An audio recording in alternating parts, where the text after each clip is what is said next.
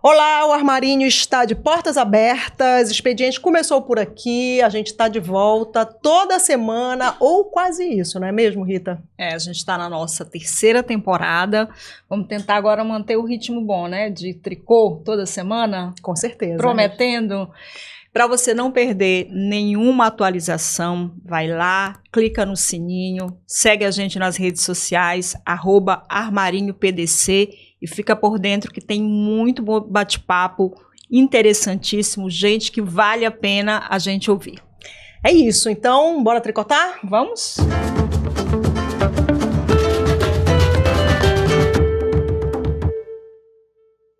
Vamos lá. Quem é o nosso convidado? Olha, ele acabou de chegar, ele chegou no aeroporto, pegou um táxi, um Uber, não sei bem, ele vai contar essa história, e chegou aqui no nosso estúdio, né, esse estúdio novo que a gente tem, todo caprichadinho. Ele está aqui com a gente, ele é empreendedor social e é coordenador geral da ONG Projeto Saúde e Alegria. Caetano Scanavino está aqui. Tudo bem, Caetano? Oi, tudo bem? Só para falar que vocês têm moral mesmo, né? Rita, Adelaide, porque eu falei, eu vou só por causa de vocês. Nem cheguei ainda, saí do aeroporto e vim direto pra cá. A mala tá ali, né? A mala tá aqui, né? Maravilha. O que te trouxe a Belém? O que te trouxe a Belém? A gente vai estar começando agora um mega encontro de energia e comunidades. É o segundo encontro que a gente realiza, assim, com abrangência amazônica. O primeiro foi antes da pandemia em Manaus e esse agora em Belém.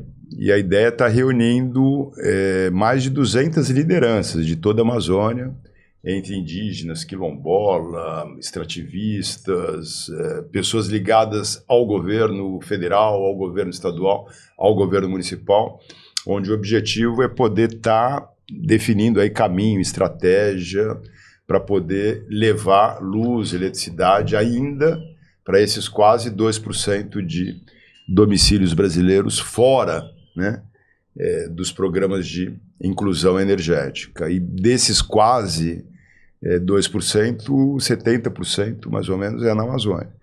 Então são populações ali que estão excluídas da eletricidade. Quando a gente fala isso, não é meramente luz elétrica, né? Mas assim, a partir da energia você pode ter bombeamento de água para não depender da água suja dos rios ou dos garimpos. Você pode ter a internet para qualquer comunicação de emergência, as UBSs, Unidades Básicas de Saúde, podendo oferecer telemedicina, refrigeração, conservação de vacina. Imagina para você levar vacina de Covid que precisa de refrigeração, né? E você poder ter energia e poder ter essa vacina lá, né? Para poder estar ofertando. Para as escolas, o que permite iluminar à noite, fazer curso de alfabetização para adultos, por exemplo. Enfim, vamos estar levando aí 3 dias de grandes discussões, soluções, experiências também, que vem dando certo porque o governo não aproveita como política pública. Isso é parte também do trabalho do Saúde e Alegria, não só em Santarém, né? Mas a gente já vem disseminando um pouquinho as coisas que deram certo lá para outras comunidades. Quero começar do final, né? Desse momento pelo qual está passando a ONG, que são esses acontecimentos recentes. Primeiro, vocês passaram um tenebroso inverno aí com uma investigação, a ONG sob suspeita, e agora veio a decisão, né, que arquivou o processo e, mais do que isso, constatou que a contabilidade de vocês está falando para a Adelaide, vou contratar o pessoal da ONG para fazer a minha contabilidade, porque foi elogiada, 10 anos, né? Vasculharam a vida de vocês durante uma década. Uma década. Acho que das ONGs nesse período do Bolsonaro, acho que foi a mais vasculhada. Eu queria que você contasse um pouquinho como foram esses 3 anos, ou os 4 anos do Bolsonaro, né? Porque foi o momento que as ONGs começaram a ser apontadas como vilãs para o país. Vocês sentiram uma reação nas ruas das pessoas, esse discurso de ódio chegava até vocês, havia uma ameaça real, inclusive do ponto de vista da integridade física. Como é que foram esses anos? Foram anos difíceis, né? Porque, assim, uma coisa é a pessoa não concordar com uma ONG ou não gostar do trabalho, a gente está numa democracia, faz parte, as próprias ONGs também, às vezes fazendo uma meia-culpa, às vezes a gente se comunica pouco ou mal com a sociedade local, né? Às vezes passa só aquela peixe de tudo é contra asfalto, contra energia, contra isso, contra aquilo. Mas uma coisa é você discordar. A outra coisa é porque você não concorda com alguém, então eu vou incriminá-lo e vou prendê-lo ou vou fazer uma armação baseada em fake news. Ou se eu sou Flamengo, eu vou acusar aquele cara de corrupção disso, porque ele é Vasco, eu não gosto do Vasco. Então, assim, é uma coisa que não pode acontecer numa democracia, não pode acontecer em nenhum país sério, né? E a gente achava que iria ter anos difíceis com o Bolsonaro, justamente por isso, quer dizer, ele enxerga o trabalho das organizações nem como adversário, enxerga como inimigo, né?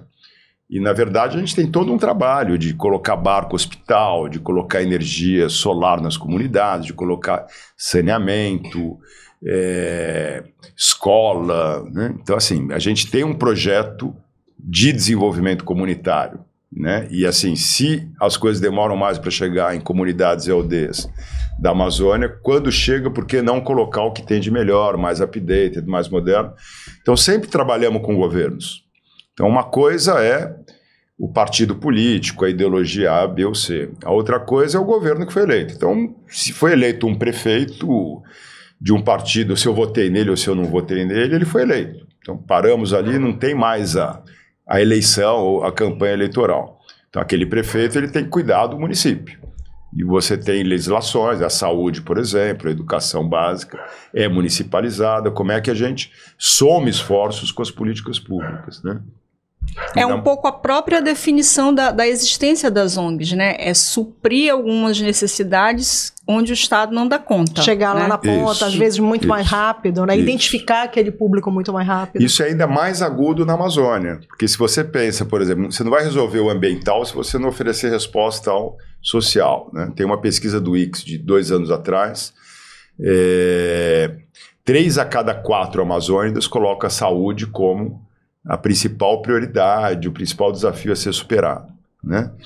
Então, se eu não tenho lá uma situação, eu estou lá numa aldeia, tem garimpo, tem madeira, o Estado não chega para mim, meu filho está doente, a única pessoa que eu teria a recorrer para pedir um remédio ou uma gasolina para me locomover até a cidade é o garimpeiro que está ali, né? Então, aí eu vou lá, procuro ele me dá o remédio, salva a vida do meu filho, aí ao dedo lá, o pessoal se vendeu para o garimpo, aí racha, divide, e aí, né, se racha, entram mais 50 garimpeiros. Então é um ciclo perverso de ausência do Estado, insuficiência do Estado para coisas básicas, né? E se a gente pega, no caso da Amazônia, assim, a competência da saúde básica, da educação básica é dos municípios, e os municípios aqui são do tamanho de países. Altamira, do lado de Santarém, é maior que a Grécia, é maior que a Inglaterra, maior que o Ceará, né? Itaituba, do lado de Santarém, onde tem o povo Munduruku, no qual a gente está apoiando, dá 2 Bélgicas. Então, assim, por mais que você seja um excelente prefeito ou secretário de saúde, o custo para você levar a merenda escolar, para você levar assistência em saúde num município da Amazônia é muito mais alto do que em qualquer região do país. E o desenho de arrecadação ele é feito para um município do interior de São Paulo, por exemplo. É outra realidade. Então, assim, ou o tomador de decisão, seja um prefeito, ou um governador, ou um presidente da República, né?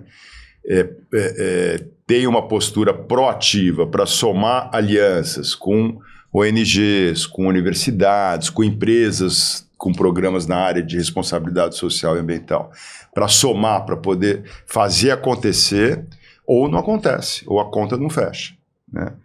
E o Bolsonaro, ao invés de aproveitar, né, as experiências de excelência, por exemplo, do Fundo Amazônia, com soluções demonstrativas, comprovadas, de economia da floresta em pé, de inclusão social produtiva, de monitoramento, né, ele praticamente fez o contrário, bloqueou e entrou numa campanha difamatória, né, junto com seus ministros, a começar pelo Salles, em relação ao trabalho dessas organizações.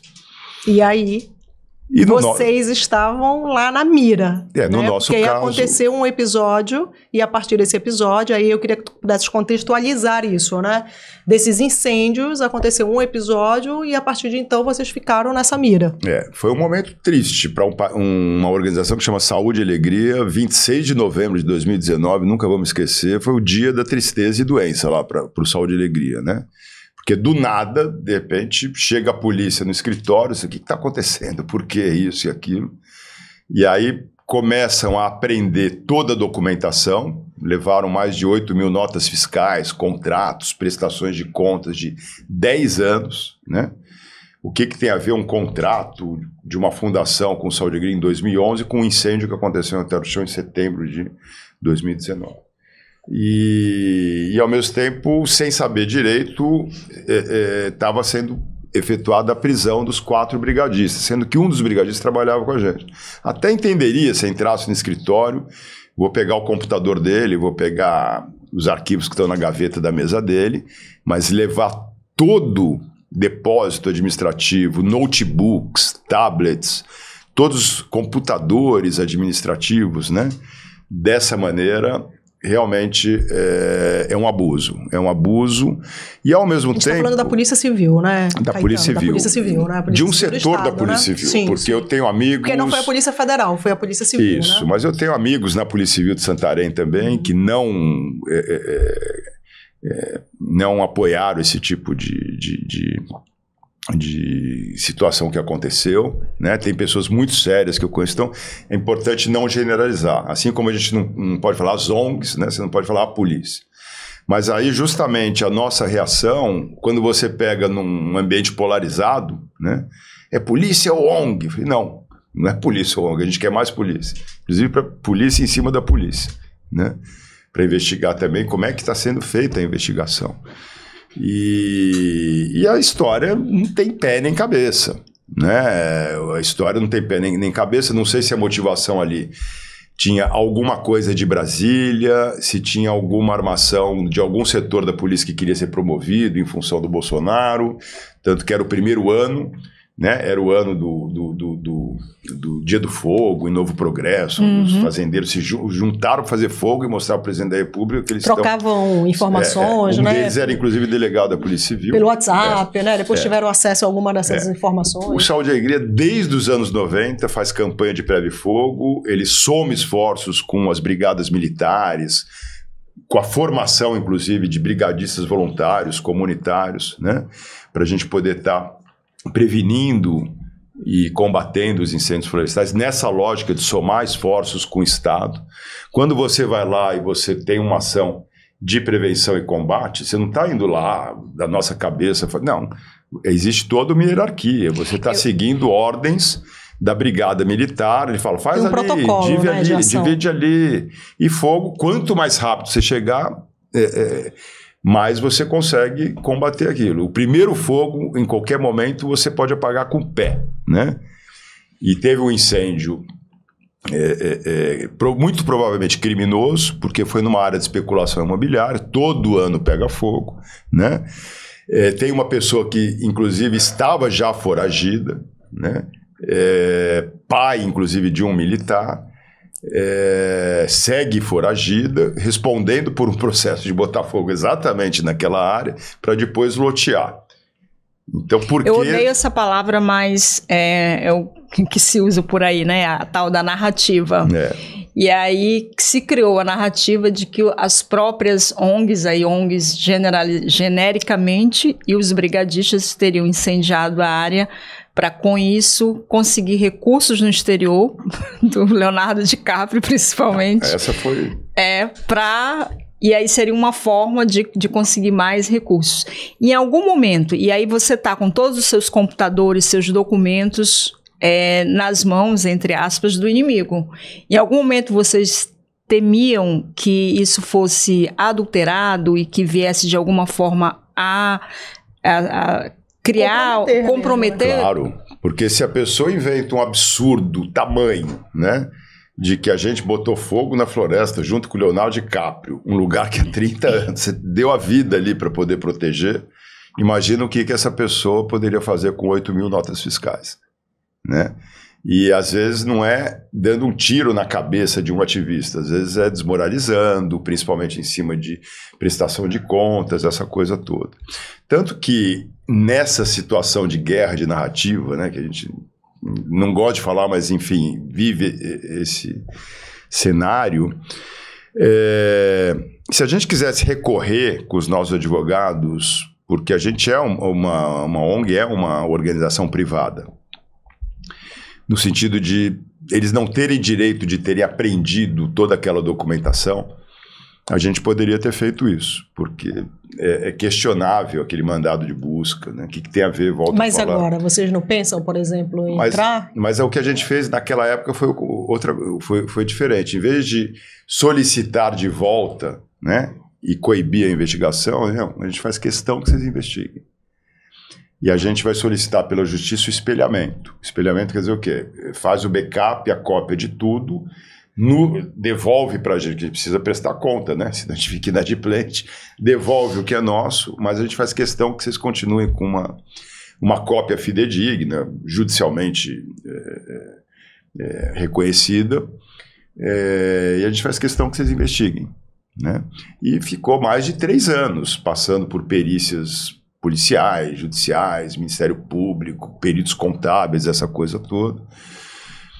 A gente, em agosto do ano passado, recebemos um relatório conclusivo final de que desses 8.000 documentos, nada, não acharam nada, não tem irregularidade nenhuma. Nem relacionado ao incêndio e muito nada, menos a qualquer coisa de uma prestação de contas que até então não era o objeto da investigação. Isso. E a sensação agora? Isso saiu ainda em agosto, sob o governo Bolsonaro, né? O que saiu agora desses dias foi a publicação no Diário Oficial com a homologação pelo Conselho Superior do Ministério Público. Mas o relatório saiu sob o governo Bolsonaro, né? O relatório conclusivo da questão contábil, né? E de uma certa maneira, né, dá um alívio, porque e ao mesmo tempo a gente tem orgulho, né? A gente não é novidade, a gente já sabia que não tinha nada. Agora, ao mesmo tempo também, pegando, Rita, a sua pergunta, o que a gente fez? A gente contratou uma das maiores auditorias do mundo para auditar também toda essa documentação que foi apreendida. Porque caso a polícia, né, ou alguém mal intencionado quisesse falsear ou gerar alguma outra fake news como geraram, então aí eles teriam que debater também com a empresa de auditoria que muito antes pegou toda a documentação e já nos deu o relatório interno de que não havia irregularidade nenhuma. Então, já tinha essa documentação que a gente contratou, né? Faltava a confirmação disso por quem nos investigava e provavelmente muitos não gostavam da gente, né? Ou às vezes identificavam, misturavam ideologia com lei ou contra a lei. Então, eu, assim, de uma certa maneira, dá um alívio, né? Mas, assim, isso aí vai ficar para a vida inteira. A gente perdeu, por exemplo, um financiamento, que era um financiamento para a saúde da mulher. Quem perdeu foi a região, porque era uma farmacêutica japonesa, em que eles iriam doar ultrassom, portátil, e que a gente ia fazer o repasse desses equipamentos para as prefeituras ali da região. Muitos dos projetos que a gente capta, inclusive, como já falei, para somar esforços para o serviço público, numa área em que a política pública tem alcance insuficiente. A gente estava indo fechar o contrato, era um café da manhã, e aí bateu no compliance em Tóquio da empresa, Google, ONG suspeita de ter colocado fogo na floresta. Aí, por mais que você mande os links, mas a ONG inocentada, tá lá no link. Até você explicar no Japão, para a diretoria lá em Tóquio, que não tem nada a ver, fora, passou, tira, vem o segundo na fila, a segunda organização. Né? Então, vocês tiveram prejuízos diretos, né? Por exemplo, esse que tu estás falando, desse projeto específico com essa instituição japonesa, e além desses prejuízos, assim, de vocês fecharem contratos, essas parcerias, né? Tem uma coisa que é muito difícil. Logo que Caetano chegou aqui, ele falou, na hora que explode, né, a notícia, você está em todas as homepages de todos os sites, você manchetes e tudo mais. E quando sai a notícia de que você não deve nada, você às vezes ganha uma notinha, né? Com muita sorte, vocês tiveram, inclusive, essa cobertura, o Jornal Nacional deu um destaque, mas deu um destaque menor do que a própria cobertura de todo o caso e tudo mais. Que outros prejuízos vocês tiverem? Assim? Não, mas calma, eu estou agradecendo aqui porque eu estou no podcast Armarinho. Então, prestigiadíssima. Então me dando todo espaço, né? Tá ali, exclusiva, hein? Mas então, é uma situação, mas por outro lado também, aconteceu isso com a gente, trouxe um aprendizado muito grande. O Saúde e Alegria é hoje também o que é, porque a gente vivenciou e aprendeu com esse episódio, né? Então, uma das coisas é ter, por exemplo, assim, melhorado a nossa comunicação com a sociedade local. Porque assim, como é que a gente também mostra o nosso trabalho num ambiente que está totalmente polarizado? Então, se você ou é Flamengo ou é Vasco, não pode ser, assim, ou é isso ou é aquilo, né? E a gente já vinha trabalhando com toda a questão de compliance, auditoria, reforçamos toda essa questão também, né? E uma coisa que nos deixou surpreso foi, mesmo em seguida ao episódio, a rede de solidariedade e apoio aos brigadistas e ao Saúde e Alegria é uma mentira que não colou. Tanto não colou que o próprio governador foi obrigado a substituir o delegado 2, 3 dias depois da prisão dos brigadistas. Agora, Caetano, tá no Congresso, principalmente no Senado, tem um movimento para uma ONG, para uma CPI das ONGs, tu deve estar acompanhando, né? Que não sei se sai, mas assim, de vez em quando ela vem. Como é que vocês acompanham isso? Como é que vocês enxergam esse movimento? Não vai me responder pela televisão como respondeu o Alckmin. É um movimento que, acho que, se eu não me engano, é a terceira CPI das ONGs já, né? É incrível como você tem uma CPI sobre um fato que não tem nenhum fato. Um fato determinado, né? Se você não tivesse um escândalo, alguma coisa assim, e aí você fala CPI das ONGs. Então é a mesma coisa que falar, que é um setor, né? CPI do comércio, CPI da indústria, CPI da... E assim, existem ONGs e ONGs, né? Não dá para a gente falar por todas as ONGs, né? Agora, a gente que está no meio das ONGs, no terceiro setor, não é uma coisa homogênea. Você tem muito aquele Paulo, que ama Pedro, que ama João, que não ama ninguém, mas eu posso até discordar da posição de uma outra ONG, mas, assim, a grande maioria, ela é séria, responsável e auditadas, né? Elas prestam contas. Que essa CPI vai sair? Eu não sei, né? Não dá para saber, até porque tem outras CPIs também, mas... Mas também não te preocupa, né? Não. Se fosse... Depois de 10 anos, você já acabou de ter, né? Você chamar a polícia para ir lá depor no meu lugar, ele sabe melhor das nossas contas do que a gente, né? Mas eu falo brincando assim um pouco, mas eu tenho muito a agradecer também aos setores sérios da polícia e os setores sérios da justiça. Por isso que a gente fala também, tem ONGs e ONGs, tem polícia. Porque quando a gente viu a Polícia Federal fazendo as apurações, né, sérias, eles têm toda uma bagagem também de ferramentas e uma pau lá desse setor da Polícia Civil com a Polícia Federal, porque a Polícia Federal não tem nada a ver, não tem relação alguma, não tem indício algum de relação de ONG e brigadista com o início do incêndio. Inclusive, aonde começou o incêndio, está errado. A Polícia Civil está errado o local em que ela aponta onde começou o incêndio.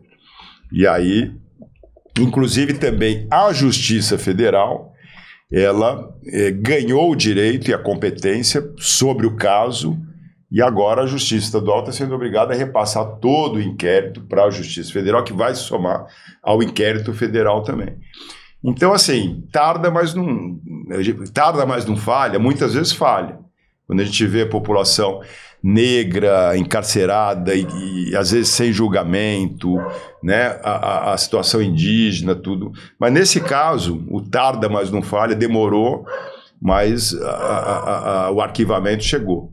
Né? E aí ele chegou até por causa muito de uma investigação em cima da outra investigação. Isso é muito importante.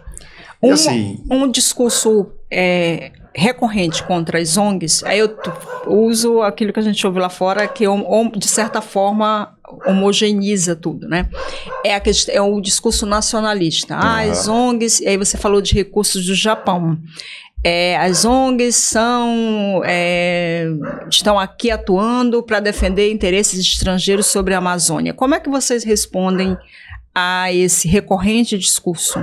Então, é uma paranoia que não faz sentido, né? E até porque a gente tem recursos internacionais, nacionais, recursos públicos, recursos privados. Agora, em momento algum, pelo menos o Saúde e Alegria, em 30 e poucos anos, não teve nenhum financiador, nenhuma fundação, né, internacional que nos obrigou a tomar uma posição política para cá ou para lá. Assim, até porque se tivesse isso aí, a gente sairia fora. Mas não tivemos nem tentativa, né? Então, assim, quem está lá no meio sabe que é meio que uma paranoia. Agora, se quiser ter soberania, né, sobre a Amazônia, deveria, principalmente os tomadores de decisão, defender as bandeiras de luta das próprias ONGs. Porque proteger a Amazônia não é uma coisa de gringo, é uma coisa principalmente para o brasileiro. Você pega os estudos em Stanford, por exemplo, que tem um supercomputador que ele faz uma simulação, se você tira um pedaço ali do planeta, né? Então, por exemplo, se você tira a Amazônia do mapa, a temperatura, né, global, ela aumenta 0,25 graus. E no Brasil aumenta 2 graus. Então aí você está inviabilizando o agronegócio brasileiro, que a gente tanto se orgulha, está inviabilizando as hidrelétricas de geração de energia. Então, assim, proteger a Amazônia, antes de tudo, tem que ser interesse nacional. Interesse nacional, principalmente a serviço do brasileiro. Por tabela, você presta um serviço para o planeta inteiro. E aí lembrar, quando a gente está falando de proteger a Amazônia, a gente está falando desse homem, dessa mulher que estão na Amazônia, né? Dessas pessoas, das populações tradicionais, né? Quilombolas, indígenas. Das mulheres que estão lá sem ultrassom. E ficaram sem ultrassom. Né? E aí você pega também, essas populações que vivem e habitam na floresta, elas prestam um serviço voluntário, né, para o mundo inteiro. De preservação. De preservação. Em troca, o que eles recebem, né? Doença, bala e mercúrio. Então, por exemplo, e a gente não consegue nem com que o Estado brasileiro ofereça o bem viver mínimo, né, em termos de política de eletrificação, de comunicação, de saúde, de saneamento, essa coisa toda. E se tem alguém que está fazendo isso, que o governo deveria fazer, e não faz, inclusive com recurso privado, são as ONGs. Então, assim, se o Bolsonaro quisesse acabar com as ONGs, a melhor maneira que ele poderia acabar com elas é tornando elas desnecessárias. Em vez de bloquear o programa de saneamento rural, em vez de bloquear o programa de eletrificação rural, em vez de fechar a torneira da saúde para a saúde indígena, em vez de fechar o Fundo Amazônia para um recurso que iria para a ponta, né? O que ele fez foi o contrário. Eu nunca vi a sociedade civil e as organizações tão fortes como no final do governo Bolsonaro. E ele conseguiu unir, né, vascaínos com flamenguistas, com corintianos, com palmeirenses, né? Ninguém solta a mão de ninguém. E no meio de uma pandemia, a sociedade brasileira tem que agradecer o trabalho dessas organizações. Em relação à Amazônia, a sociedade brasileira tem que agradecer essa mobilização das organizações do movimento indígena, quilombola, em que se a gente não conseguiu avançar, se foi ruim, poderia ter sido muito pior, e essa união deu a força necessária para reduzir muitos dos danos do que poderia ser se fosse aprovar todo esse turbilhão das boiadas do Salles, por exemplo, em relação à questão ambiental. Então, assim, quem denunciou a Cargill em Santarém? Foram as ONGs. Né? Quem denunciou a mineradora aqui?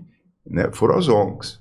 E aí você vê os deputados indo lá vender, né, a Amazônia para explorar o minério, para plantar soja, essa coisa toda, em área de floresta. Então é o inverso. Né? Quem que está vendendo a Amazônia? Porque se a sociedade civil está denunciando as multinacionais, não é porque é multinacional, é porque é nacional, que estão cometendo ilícitos, a Cargill implantou um porto ilegal em Santarém. Ninguém aqui está discutindo, porque às vezes também é muito fácil cair nessa armadilha, agronegócio versus meio ambiente, progresso versus ONGs. Desenvolvimento versus a floresta. A gente está discutindo legalidade e ilegalidade. O que a gente não admite, e se não fosse as ONGs teria sido muito pior, é a perpetuação desse modelo de Amazônia ilegal. Né? A Amazônia legal só no mapa, em que o cara que faz a coisa errada e vive de ilícito é premiado e quem condena, né, ou quem denuncia aquele crime ambiental é condenado. Então, por exemplo, 50% das emissões brasileiras que contribuem para o aquecimento global vem do desmatamento da Amazônia. Desse desmatamento da Amazônia, 94% é ilegal. Então, assim, a contribuição brasileira para o planeta, ela não está vindo assim com aquela desculpa do chinês, que é para gerar emprego, para alimentar os chineses. Ela está vindo do crime. Isso é uma vergonha. Né? E se as ONGs entendem isso como uma vergonha e querem traduzir essa vergonha para que a sociedade brasileira como um todo assim entenda, eu estou falando de soberania, estou falando de interesse nacional. Agora, Caetano, é inegável que a gente está num outro momento, como se fala em Amazônia, né? Está todo mundo, de repente, olhando novamente. Parece uma nova corrida ao ouro, mas agora o ouro é verde, ouro verde, né? E aí com o Fundo Amazônia, com a possibilidade de Belém sediar a COP, e eu vejo muitos grupos se organizando por exemplo, tem grupos de jornalistas se organizando para que a região tenha protagonismo, tem pesquisadores. Como é que a gente pode aproveitar este momento com a experiência que tu tens nessa área? Como é que a gente pode aproveitar esse momento e depois daqui a 5, 6 anos não olhar para trás e dizer... Caramba, tinha tanta possibilidade ali e agora a gente está de novo falando das mesmas coisas. Será que é agora que a gente vai conseguir amazoniar o mundo, que é um termo que tu já usaste outras vezes? Será que esse é o momento? Então, uma das coisas que eu falava, né, pegando o gancho até da pergunta anterior também, não é internacionalizar a Amazônia, é nacionalizar a Amazônia e amazonizar o mundo. E eu acho que a gente tem aí uma chance muito favorável ali para dar uma guinada em relação ao que vinha acontecendo. E o que vinha acontecendo também não era uma novidade, não é uma coisa que o Bolsonaro trouxe. Essa questão da ilegalidade na Amazônia, ela vem de décadas, né? Ficou mais aguda sob o governo Bolsonaro. Mas eu acho que agora precisa ter, primeiro, uma ação muito forte de comando e controle. Né? Então ninguém está falando, não estou falando contra o garimpo, não estou falando contra o agronegócio, estou falando contra o ogronegócio, estou falando contra o garimpo ilegal, em área ilegal.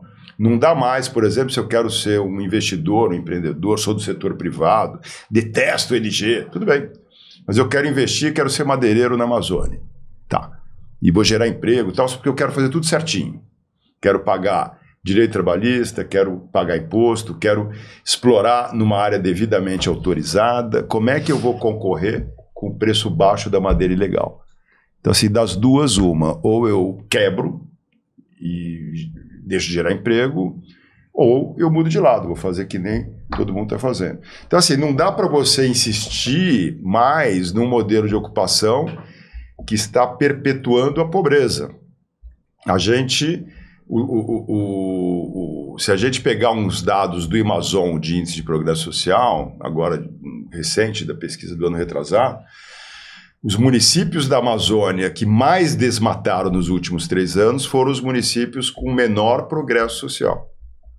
Né? Se a gente olha, então, eu não estou falando aqui ser contra a exploração do ouro, né? Mas 70 anos de exploração de ouro na bacia do Tapajós, né? 7 milhões de toneladas de sedimentos anualmente jogados no rio Tapajós, um abrumadinho a cada 20 meses. Aí a gente pergunta, para quê? Ah, você é contra o progresso. Não, eu estou sendo crítico justamente porque eu sou a favor do progresso. Porque 70 anos tirando ouro de uns lugares que tem mais ouro no seu subsolo, e se você vai para Jacareacanga ou vai para Itaituba, por que então não tem asfalto para 100% das famílias que moram lá? A saúde continua precária. Saneamento. Por que você não tem hospital de primeira qualidade, curso técnico, internet banda larga? Por que tem tanta ação trabalhista, trabalho escravo? Né? Eu sofri um choque, porque eu morei em Itaituba nos anos 80 e eu fiquei 25 anos sem voltar lá.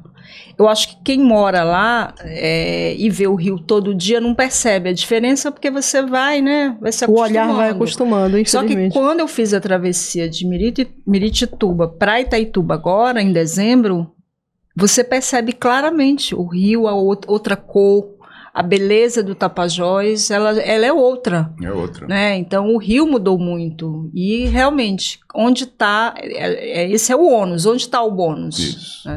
Eu queria acrescentar uma coisa aí, para continuar o teu raciocínio. A gente está falando, obviamente, dessas atividades, né, ilegais, mas a gente precisa lembrar, a gente está num outro momento.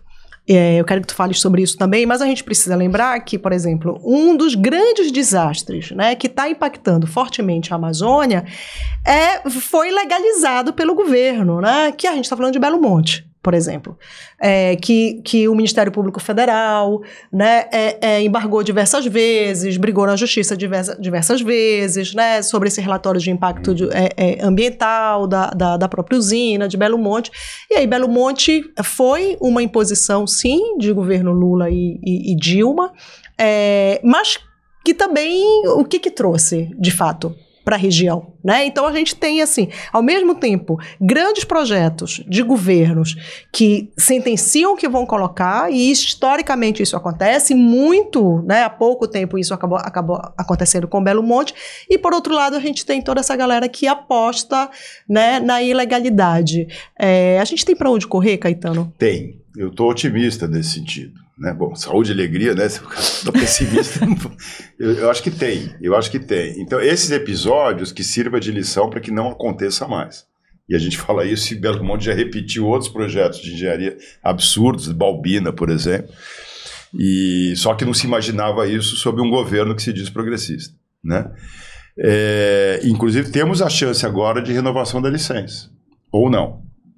Então ninguém está falando fecha Belo Monte, mas está na mesa desse governo a renovação da licença, e aí é o momento de colocar a coisa no lugar. Novas condicionantes. Ou mesmo, eu acho que são mais de 40 condicionantes e eu acho que nem 1/4 das condicionantes foram cumpridas. Quer dizer, 70%, posso estar errado, nos dados vocês podem até checar, eu não sei se é 13 condicionantes de 43 cumpridas e o resto não, mas assim, como é que pode?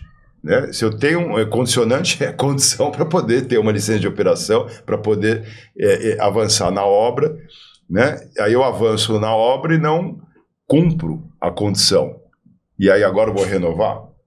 Então, assim, a chance que a gente tem, não só para o bem-estar do povo de Altamira e da população impactada, mas para dar um exemplo, para que isso, se alguém outro quiser fazer renovação de licença sem cumprir condicionante, ou fazer um empreendimento aqui e não está nem aí com a condicionante, porque a cultura do ilegalismo reina, né, que já fique essa mensagem do Estado, eu digo do Estado, mais do que do governo, porque hoje é Lula, amanhã pode ser outro, o Estado brasileiro, a nação brasileira, a segurança nacional, a nacionalização, estou falando até gritando no microfone aqui, eu também sou patriota, né? E justamente por causa disso que eu me preocupo. Então, por exemplo, se a gente mostrar que veio ter comando e controle, né? Punir quem faz errado, premia quem faz certo. Assim, o agronegócio, né? Do agronegócio brasileiro, somente 1% dos estabelecimentos rurais desmataram. Os outros 99% não desmataram.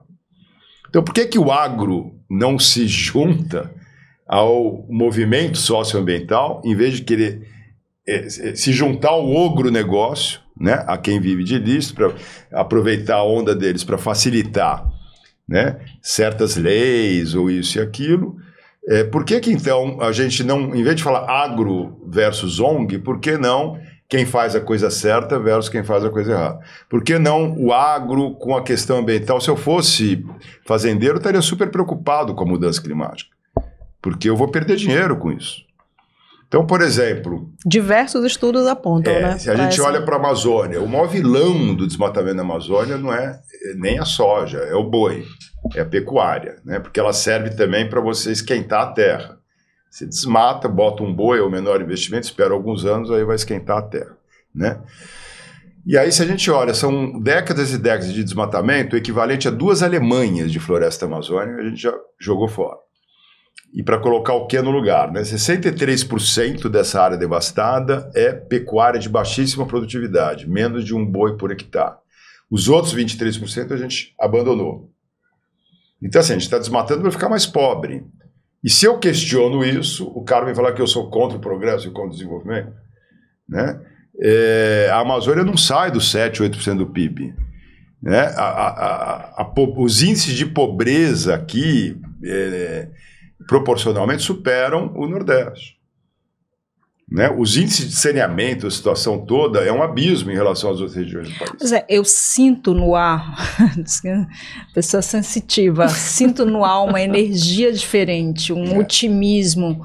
Parece que está todo mundo achando que agora é a vez da Amazônia, agora a gente que está aqui vai enxergar o desenvolvimento, vai ter desenvolvimento. Tu sentes isso? Sim, eu vou dar agora sim, que eu estou enrolando para falar de coisa mais legal, né? Mas, então, por exemplo, comando e controle. Vamos fazer a coisa certa? Vamos fazer, mostrar que veio, botar o Estado para funcionar com moral, para punir quem faz errado e premiar quem faz certo. Então, por exemplo, você pode entrar hoje até com embargo remoto, no satélite. Você vê o alerta de incêndio e desmatamento, tem o CAR, você vai ver aquela propriedade, você manda uma multa para o cara, que nem uma multa de trânsito. Depois ele pode ir lá recorrer, não, ou tal. É possível. Então, assim, comando e controle. Tem que prender quem faz a coisa errada, para premiar quem quer fazer a coisa certa. A tecnologia está aí para isso. Se eu quero ser um madeireiro que paga imposto e fazer certo, né, eu não posso ser punido, eu tenho que ser premiado. O meu jeito de fazer a boa prática que tem que ser hegemônico. Eu não estou falando de comunismo, estou falando de setor privado mesmo, de negócio, de mercado, de capitalismo, de concorrência. O que não pode ter é concorrência desleal. Eu pago imposto, você não, né? Aí não pode. E a gente vai para o mercado para precificar o nosso mesmo produto que concorre. Então, comando e controle é fundamental. Ponto 2, por exemplo, eficiência agrícola, produtividade. Então, se a Amazônia hoje está entupida de pecuária e boi e pasto de baixíssima produtividade, nas áreas consolidadas, que não tem mais volta, agricultáveis, que já vai ser daquilo ali, daquele jeito, viu? Então vamos melhorar aquela produção. Por que não uma política, uma estratégia de incentivo para transitar daquela prática arcaica para uma prática moderna em que você consegue produzir, em vez de um animal por hectare, você pode triplicar, quadruplicar a sua produção com 3 a 4 bois, por exemplo, por hectare, embora é medida em arroba, né? E aí você vai produzir mais com menos terra. Então aquele cara que não está comprometido em grilar terra, em usar boi para especulação imobiliária, ele quer ganhar dinheiro e o negócio dele é produzir carne, ele vai ficar motivado com uma política para poder produzir mais com menos terra, e você reduz aí a pressão sobre o desmatamento, sobre as áreas indígenas, sobre as unidades de conservação. Dá para você aliar a agenda do agro, eficiência e produtividade agrícola, com a agenda indígena de demarcação já e com a agenda ambiental com um desmatamento zero.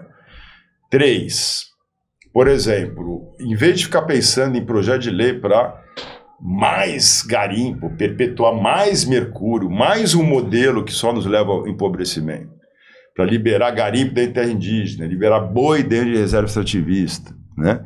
Para legalizar a terra surrupiada, né, de todo brasileiro com a PL da grilagem, em que você roubou aquela terra e o governo agora vai te vender ela com 98% de desconto. Será que a sociedade brasileira sabe que está abrindo mão de 120 bilhões de reais que estão sendo premiados e dados de mão beijada, se for para frente esse PL, para quem grilou terra e roubou terra, que é do brasileiro, de todo cidadão brasileiro, sua, né? Não sabe. Em vez de ficar nessa, por que a gente não pensa em projetos na área de bioeconomia, de produtos compatíveis com a floresta? Teve o nosso amigo Salo Kozlovski, que estava lá, é professor na Universidade de Nova York, ele integra uma iniciativa junto com a gente e outros, que é a Amazônia 2030, ele fez um estudo do mercado global de produtos compatíveis com a floresta. A Amazônia, apesar de representar 30% da floresta tropical do planeta, ela participa desse mercado com pífios 0,18%. Não 18%, 0,18%. A gente está falando de castanha, estamos falando de pimentas, estamos falando de frutas, polpas de frutas, um mercado que move em torno de 200 bilhões de dólares por ano. E você poderia estar fazendo uma política, uma estratégia para alavancar isso aí, desde não só grande. Então, tem Natura, tem as empresas e tal, mas também cooperativas indígenas, associação de produtores extrativistas, né? Conselho de seringueiros. Então, você começa a gerar uma inclusão produtiva com a floresta em pé, em cima de vocações econômicas daqui. Né? Não adianta a gente ficar produzindo maçã, né? Não é a nossa praia aqui. Né? E, então tem um potencial gigantesco. Em vez da Zona Franca ficar lá só mexendo com peça chinesa, por que a gente não faz, já que tudo bem, não vamos mexer nas benesses fiscais servem para uma estratégia de governo, de Estado, na verdade, política de Estado, mais do que governo, para longo prazo. Então, por que a gente não transforma a Zona Franca num Vale do Silício da floresta em pé? Não adianta o Brasil querer concorrer com os asiáticos em peça e processador de computador. A gente é o maior país em biodiversidade do mundo. A gente é detentor da Amazônia, da maior parcela do território amazônico. Como vocês bem colocaram, o ouro, as riquezas estão mudando de cor, né? Do preto, do petróleo, para o verde, do ouro verde da floresta em pé. Temos tecnologia social, tem universidades, tem o FPA, tem o FOPA, tem as universidades federais. Né? Como é que a gente consegue botar a tecnologia de ponta na ponta? Esse dinheiro do Fundo Amazônia, que está todo mundo falando e todo mundo correndo atrás, é uma possibilidade? Tu achas que ele pode ser usado para ele vai chegar na ponta? Ele deve chegar, até porque, por exemplo, o Fundo Amazônia, fala-se muito ONG, mas a maioria dos recursos do fundo, mais de 50%, se não me engano, estão sendo destinados para órgãos públicos. O maior projeto do Fundo Amazônia até então era da Secretaria aqui de Meio Ambiente do Pará. Né? Mas assim, ele apoia prefeituras, órgãos ambientais, universidades federais, ONGs também. Então, por exemplo, brigadas de incêndio, né? É incrível, mas, por exemplo, os bombeiros que ajudaram a apagar, junto com os brigadistas, o incêndio em Alter do Chão, né? Não tinham as EPIs, né? E tinham pouquíssimas EPIs. E tinha o emblema do Fundo Amazônia, que se eles estavam com alguma condição ali para pagar, era o Fundo Amazônia que estava financiando a brigada de incêndio militar. E eu me lembro que rolou muita coleta na internet da gente mandando dinheiro para poder comprar o equipamento mínimo para pagar o incêndio. Lembra disso? Então, assim, são coisas que... E aí, quando você fala, vou cortar o Fundo Amazônia... O Fundo Amazônia, inclusive, é um recurso que vem internacional, que passa por um banco público e o governo tem a anuência dos projetos, inclusive que vai para as ONGs privadas. Ao cortar o Fundo Amazônia, o que acontece? Aí as fundações internacionais passam a financiar diretamente as ONGs. Então, assim, não são medidas inteligentes nem para a narrativa e retórica defendida por essa turma. Então, eu acho que a gente precisa sentar, precisa conversar, direita, esquerda, né? Centro, que parece que não existe mais. A gente precisa sentar na mesma mesa ONGs, movimentos sociais, universidades, setor privado, setores de governo, parlamento, Alepa, deputados, deputadas. Precisamos sentar e começar a pensar nessa janela de oportunidade que está se abrindo. Eu compactuo desse otimismo também. Que projeto que a gente pode desenhar para a Amazônia? A melhor maneira de você salvaguardar e manter a soberania da Amazônia é um projeto liderado pelo Brasil, né, com os países panamazônicos vizinhos também, em que a gente mostre o que a gente quer para cá, para o mundo. E aí você cobra esse dinheiro. Até porque a Amazônia gera benefícios globais, mas os custos de conservação permanecem locais. O que não pode acontecer era o Salles ir para a COP, com a Amazônia pegando fogo, sequestrei a Amazônia, quero uma grana aí. Isso é resgate, dinheiro de resgate. Chantagem. E claro, não conseguiu nada, né? O Lula em 3 meses conseguiu o que o governo Bolsonaro não conseguiria em 4 anos, né? Em 8, em 12 anos. Vamos falar das ideias de quem vamos falando. A gente tem um quadro que a gente sempre esquece que ele existe, mas assim, a gente fala das agulhadas, já demos várias, né? Quem merece agulhadas quando a gente está falando de política ambiental, quando a gente está falando de Amazônia. Mas aí, quem é que está semeando boas ideias? Vamos trazer quem merece agulhada? O Bolsonaro merece uma agulhada para tomar uma vacina de Covid. Boa. Aqui, voltado para a nossa realidade do meio ambiente e etc. Quem tá pisando na bola, digamos assim? Bom, aí a gente tem, por exemplo...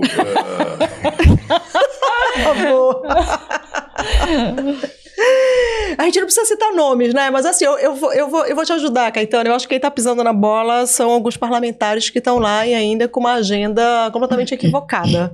Né, que precisam de fato sentar com vocês e ver com toda a expertise da saúde. Isso. Eu acho que quem está pisando na bola são exatamente, você tem uma parte dos parlamentares. Agora eu quero nomes.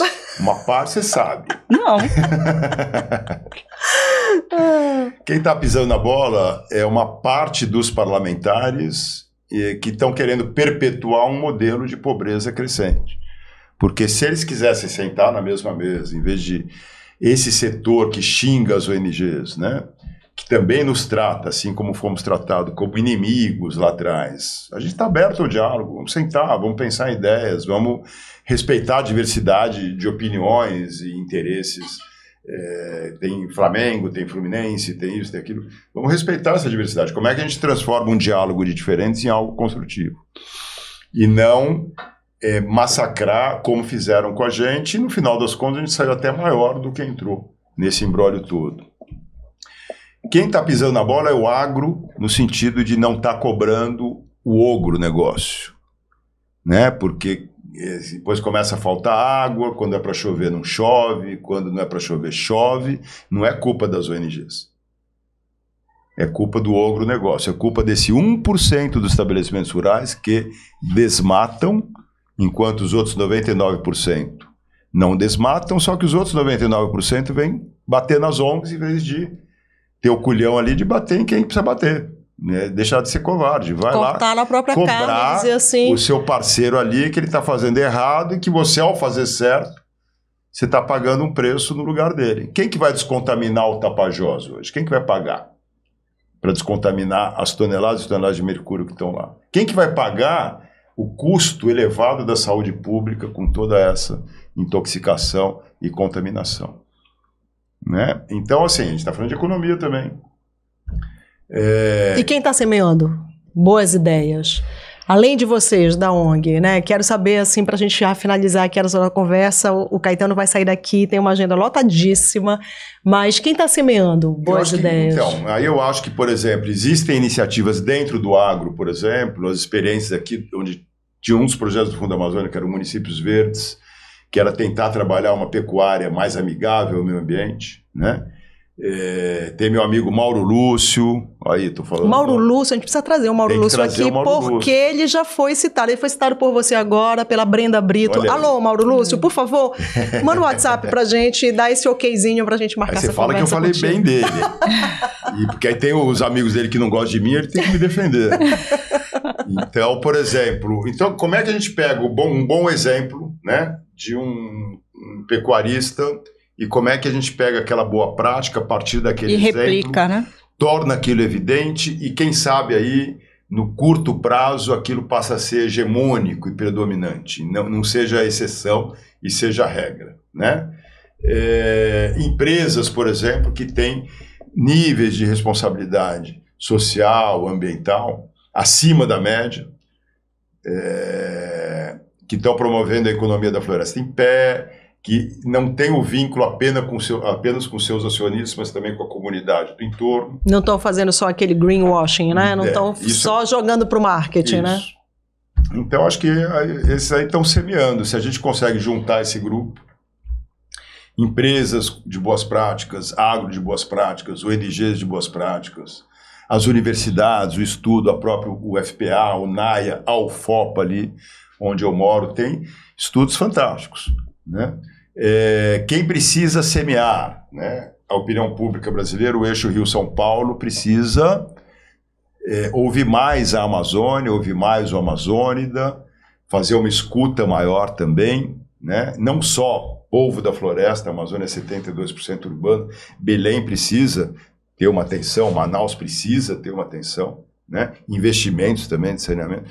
Como é que o eixo Rio-São Paulo começa a fazer uma escuta, faz o que eu fiz, que achava que sabia tudo, desci aqui, descobri que não sabia nada, e aí vou ficar mais 6 meses, e aí o cara te fala em 30 segundos o que você está lá há 2 anos no mestrado, vou ficar mais 6 meses, eu estou há 35 anos, aprendendo com a Amazônia, com o povo aqui do Pará, e é o que mais me fez ficar, não foram aquelas belezas de hotel no chão.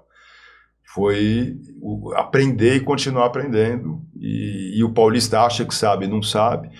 Aí, se ele passar a fazer essa escuta, quem sabe a opinião pública brasileira, que lá que os caras falam, aí tem, né? Quem sabe deixa de enxergar a Amazônia como um ônus, onde só ouve falar de desmatamento, isso e aquilo, e passa a enxergar como um grande bônus que a gente tem nas mãos. Está na hora de nacionalizar a Amazônia e amazonizar o mundo. Com saúde e com alegria. Zô, Caetano, muito bom, saúde e alegria. Olha, tu vais voltar, né? Porque faltou a gente falar dessa rede fantástica que vocês têm de comunicação, essa rede Mocoronga de comunicação. Mas a gente vai ter outro. A gente volta. Né? Próximo episódio do Armarinho com o Caetano, a gente vai fazendo com o Tapajós. Né? Tapajós é o fundo. Tapajós é o fundo. Opa, vamos fazer lá. Vamos narrar nos estúdios da Rádio Mocoronga. Outro convite maior que fez. ZYD 171, o ecológico no Pará, 171. Onde é que a gente te acha nas redes sociais? Caetano Scanavino, tô lá. Tá no Twitter, tá no Instagram? No Twitter eu sou mais... Porque não dá Twitter, depois você tem... O Twitter eu de vez em quando, mas eu sei que lá que o negócio é mais nervoso. Mas frequentas essas redes, eu tenho uma dívida com o Twitter. O Facebook eu já tô... Você é velho. Putz, Facebook, o cara é velho, né? Que ele ainda fica lá no Facebook. Aí eu juntei com o Instagram também, então você posta num, vai no outro. Mas tô lá, Caetano Scanavino, WhatsApp, Instagram, Facebook. E também pode seguir a ONG Saúde e Alegria, conhecer o trabalho que é feito há mais de 30 anos naquela... Há mais de 30 anos. Né, naquela região e fazendo a diferença. Lá na região do Tapajós, com saúde, educação, energia, saneamento, bioeconomia, tudo isso que a gente estava falando aqui, a gente faz numa escala comunitária e ao mesmo tempo a gente é um circo, o Gran Circo Mocorongo de saúde e alegria. Saúde e alegria do corpo, alegria e saúde da alma. É isso boa, aí. Bacana. Obrigada. Esse foi o nosso armarinho de hoje. Legal falar sobre a Amazônia. A gente gosta muito quando a gente tem esse tricô amazônico aqui, ouviu? A gente se encontra na próxima semana. Beijo grande. Beijo. Segue a gente e curte e compartilha. É isso. Yes.